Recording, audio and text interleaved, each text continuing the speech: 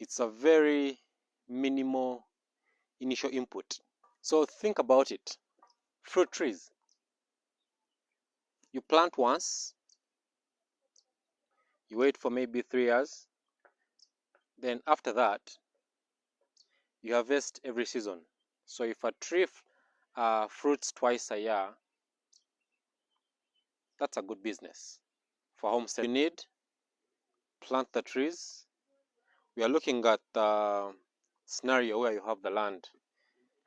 You plant the trees, and because they take a longer time to grow, you feed them in series or in parts. You don't have to, it's not like a chicken that you have to feed daily. So I think fruit trees are a go-to if you're looking for homestead. So recently I've been trying to find which trees which fruit trees I can choose to plant. They have a high value, and they are sought after. So this is where I came up with a list of trees I would want to plant on the homestead. First, it would be grapes. And I thought, this is how I came about with that. Grapes, I thought about people that love wine, and by year, I think they are increasing by year. So regardless of how small a patch I planted, grapes would be sought after. Secondly, I thought about cocoa plant, famously known as the chocolate plant. It's the plant from which chocolate is got. Thirdly, I thought about the vanilla orchids. These are all highly sought after plants. And the fourth plant was coffee. So I'm like, I don't have land for each of these, but if I can make a patch of each.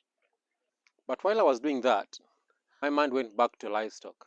What is livestock? There is some kind of livestock you don't need to be present as much as some other kind of livestock. Rabbits, you need to take care of them every day, all the time. Goats, same thing. Chickens, same thing. But what about bees?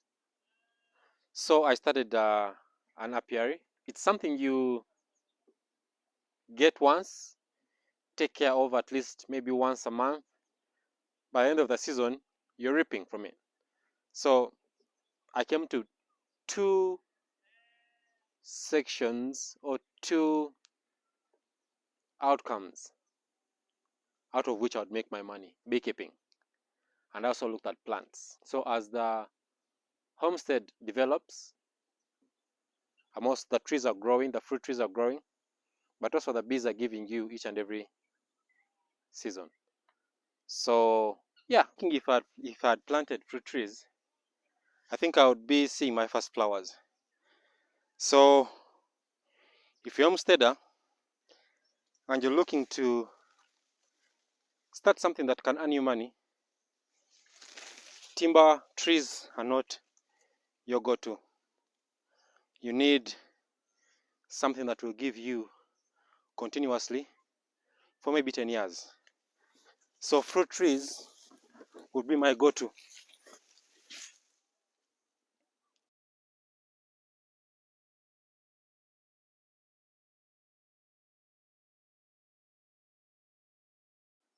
As a homesteader, you don't have